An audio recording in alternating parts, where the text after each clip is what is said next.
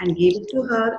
And she also put a little red cloak on the girl and called her Little Red Riding Hood. So Little Red Riding Hood was carrying this basket to take to her grandmother. But her mother also warned her, don't you walk through the forest, little girl. It's very dangerous. Please walk on the side way. Okay? Pay attention. Do not go through the forest. And Red Riding Hood said, okay, Mama, I will do as you say. I will walk. But as she was walking towards her granny's house, she got distracted by all the flowers that were growing in the forest, at the entrance of the forest. Such beautiful flowers. So she wanted to pick a few of these flowers to take it to her granny. And so she went into a little deeper into this forest, picking up little flowers, red and blue and yellow and all the colors. And that way she lost her way. And as she was going, she started singing, Granny, Granny, here I come, bringing you goodies like cake and bun. I hope you enjoy it as much as I feel happy to give it to you. I hope to see you soon, Granny. Let me go a little faster. But she lost her way. And oh my God, there was a big bad wolf. Came and stood in the way. And now the wolf thinks to himself, oh, there is a little girl standing there. Can she become my next meal? Let us see what she brings to my table. And so goes the big bad wolf, putting on a cloak as if it was soft and kind. And there stands poor lost Red Riding Hood. Where am I? Where am I? I don't know the way to my granny's house. And now the wolf comes. And Red Riding Hood stands there. The wolf says, hey, little kid, what happened? Who are you? I'm Little Red Riding Hood and I lost my way to my granny's house. Oh, child, who are you? You want me to help you? Can I give you directions? And Red Riding Hood thinks, oh, thank you so much, Wolf. Thank you so much. Please do direct me to my granny's house. Next. Come close. come closer. Wait, tell my mom. Who's a little red? Loud. The Riding Hood, Little Red Riding Hood walked on the path which the wolf directed. She went into the home, the granny's home, and she saw a granny sitting on the bed with a cloak on her top. And she said, "Oh, Granny, what a big nose you have!" The better answer. All the better to first eyes.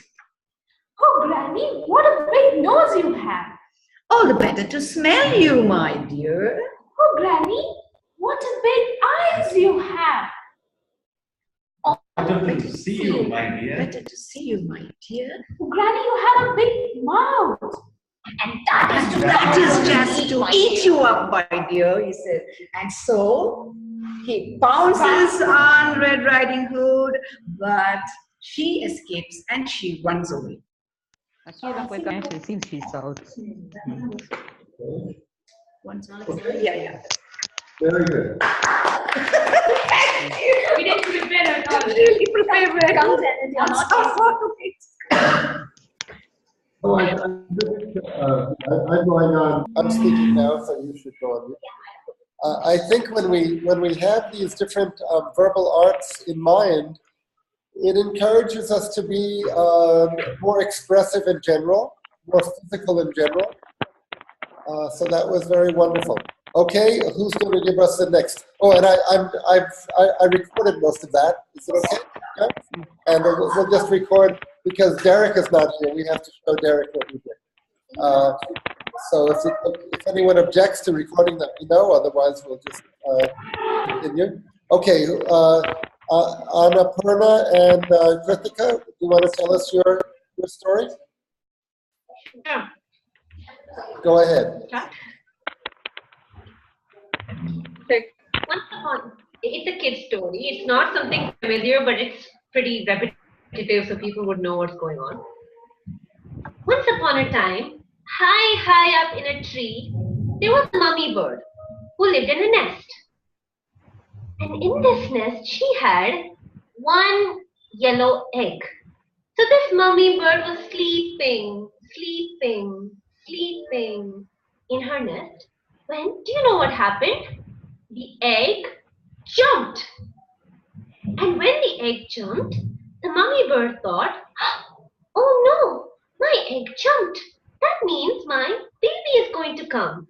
And when my baby comes, she will be hungry. I should go get her some food to eat. So the mummy bird flew away to get food. And after the mummy bird left, the egg jumped and jumped and jumped, and then it cracked. And out came a small baby bird. The baby bird came out and asked, where is my mother? Where is my mother? So the baby bird looked for her mother. She looked up. She didn't find her. She looked down. She didn't find her. So the baby bird decided to fly out and look for her. So the baby bird flapped her wings, but she fell down to the ground.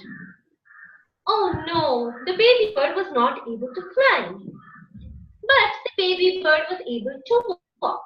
So she walked and walked and walked and walked and walked.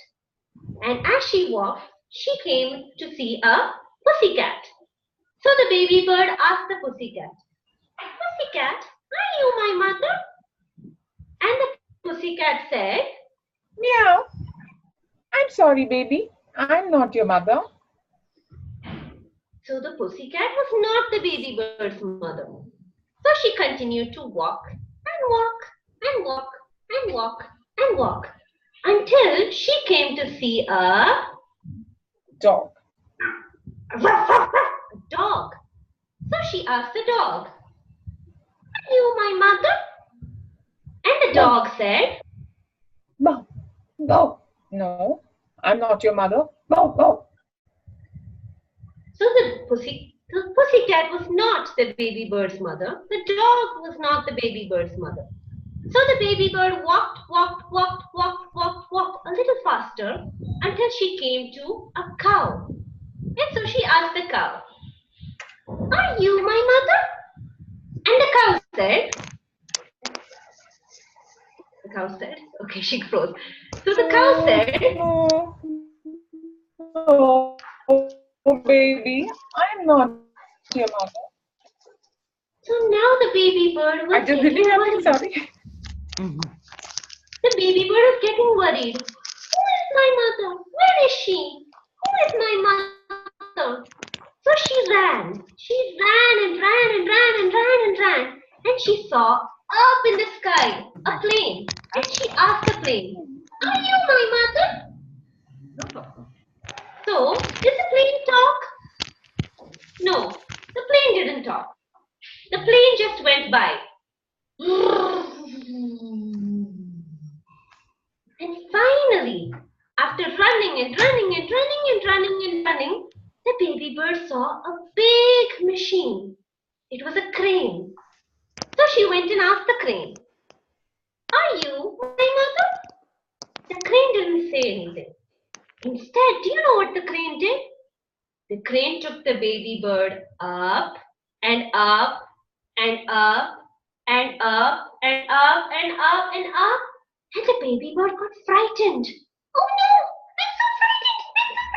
Put me down! And no, the crane didn't stop. The crane continued to go up with the baby bird. The baby bird started to cry.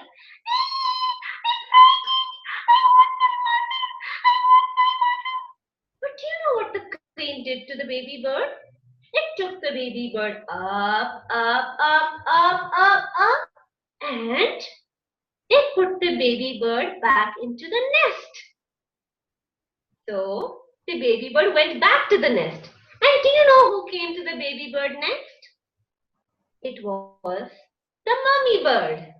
And the mummy bird asked, what did the mummy bird ask to the baby? The mummy bird asked, do you know who I am? And the baby bird said, yes, you are not a cat. You are not a dog. You are not a cow. You are not a crane. You are not a crane. You are my mummy. And they both lived happily ever after. The end. Wonderful. Very good. Okay. Annapurna, you had a little audio trouble there, so I guess Krithika took over both roles. That's great. Yes, That's fine. You were actually Great. supposed to like animals. Yes, yes. I Okay. was supposed to play the animals, but yeah, that's okay. That's okay. It's okay. Okay, so now we have one more. It's a few minutes after 12. I hope everyone can stay another just a few minutes because now we're having the story from Hema, Renu, and Seema. Okay. Yeah, we planned on a story from Ramayana. Yeah, it's a well-known story. The story of the squirrel that helped Rama. Yeah. So now we start. It was a beautiful day at the seaside, and it was a very calm day too. The only sounds that were heard were the whoosh of the wind and the breaking of the waves. The squirrel calmly slept in the hollow of a tree, as it normally does. And then, suddenly, there was sounds heard. Dum, dum, dum, dum, dum, Dum dum, dum dum. dum dum dum dum dum dum dum. Massive footsteps. And the squirrel got frightened. What is this? Is this an earthquake? What is happening around me? Then it slowly ventured to look out of the hollow of the tree and saw a lot of people walking. Then it looked like this and saw, oh, there were monkeys and bears. What are they doing? They are carrying stones, boulders. Where are they carrying all this? Was looking there. Then the sounds were increasing. The sounds of the footsteps, massive footsteps. They were dum dum dum dum dum dum footsteps. We And the are off to build the bridge, build the bridge, build the bridge. We are off to build the bridge for Lord Ram. And now the squirrel heard all these sounds and slowly looked around to see if she could ask someone what is happening. But all of them looked very serious, so bound to their work. And then a little playful monkey came along. He stood a bit near the tree, took a bit of rest, and then the squirrel ventured to ask, Brother Monkey, what is happening around? What are you all doing? May I know? And now the monkey said, Hey, dear squirrel, don't you know what is happening? We are all building a bridge to go to Lanka. Oh, I see. Who are you building the bridge for? See there. Off to build the bridge, build the bridge, build the bridge. We are off to build the bridge for a Lord Ram. Who is Lord Ram? Can I see him? Asked the squirrel timidly. Oh, yes, you could. See there, he is standing there. Can you see him? He's strong, he's handsome, he's merciful, he's kind, he's staunch in his resolve. He's Ram, and we are building the bridge for him. The squirrel looked at Lord Ram and found that a strange calm was descending on her, and she immediately wanted to do something for him. And she slowly asked the monkey, "Can I help? What can I do to help?" The monkey burst out laughing. "What do you mean you want to help? You're too small. You want to help? Can't you see what we are doing? We are bringing in boulders of stones to build a bridge. What can you do to help us?" The squirrel began to sing. I may be weak, I may be small, but don't you think I can help at all? I may be weak, I may be small, but don't you think I can't help at all? I may be weak, I may be small, but don't you think I can't help at all? Don't underestimate the power of a small animal. He said, yeah, the monkey said, "Oh, you do want to help then? Okay, come and help. Do what you want to do." The squirrel slowly came out of the hollow, looked at the massive army, and thought a bit. What can I do to help? I do want to help Rama. What can I do to help? She thought, I could do something. I could do something. What can I do? Then two monkeys were passing through the place and said, "What is this in the gap between us?" "There is some small animal that stands between the gap, that stands at the gap between us. What is this?" they asked. Then the squirrel slowly said, "I'm a squirrel. I'm a small squirrel." "Oh, you are a squirrel. Oh, you are standing between us in the gap. So I wasn't able to discern you." Then the squirrel said, "Oh, there is a gap between two big monkeys, and a small squirrel like me come and fill it up. Then there will be gaps between two big boulders also. Why can't I bring small stones and fill in the gap?" "Ah, I could do that. Yes, I could do that." Yes, I They may ran and be ran. weak, I may be small, but I can help to fill the gaps. I may be weak, I may be small, but I can't help to fill the gap. Let's sing together. Hema, join in. I may be weak, I may be small, but I can help to fill the gaps. Yeah. So then the squirrel ran and ran and ran, brought stones and filled the gaps between the boulders in the bridge. Kept running like this, bringing stones, put it in the gap, run, bring stones, put it in the gap, run, bring stones, put it in the gap.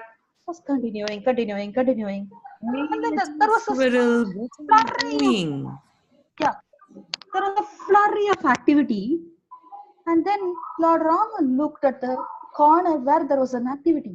There is a small something that keeps running, and it's doing something. I want to know what it is doing.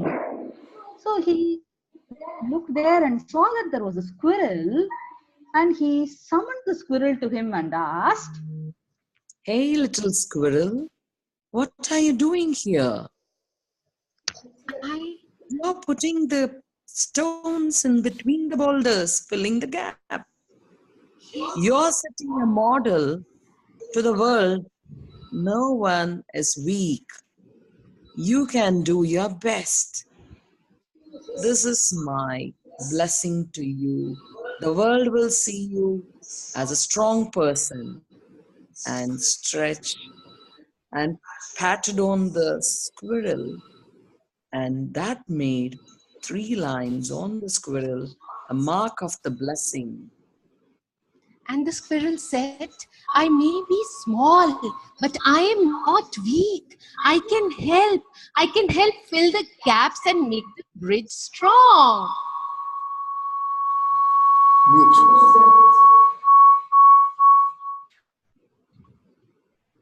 Great.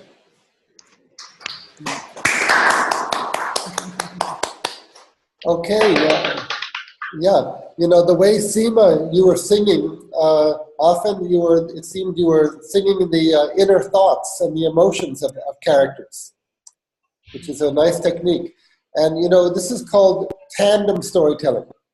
When two or more people tell a story together, and sometimes they act out the parts, it's called tandem storytelling. And people are welcome to do this now. Now we have 3 more sessions. And the final 3 sessions are dedicated to your performances. I would invite each of you to prepare a true life story, Okay. maximum of 7 or 8 minutes, and also some other story. I think there'll be time for you to tell 2 stories. And you can either tell it alone or tell it in tandem with somebody else. I think you all know now how to do a Zoom conference on your own. Yes. As I've mentioned, you don't have to have an account even. You just go to zoom.us and choose host a meeting, and then you paste in the other person's email ID. If you have any doubt about the process, let me know. So next week and the next 3 weeks, it's your performances. So maybe later in the week, I'll get a sense of which 5 or 6 of you might do a performance next weekend. But it's 20 minutes overtime, so I guess we should hang up. I'm going to stop recording right now. Stop.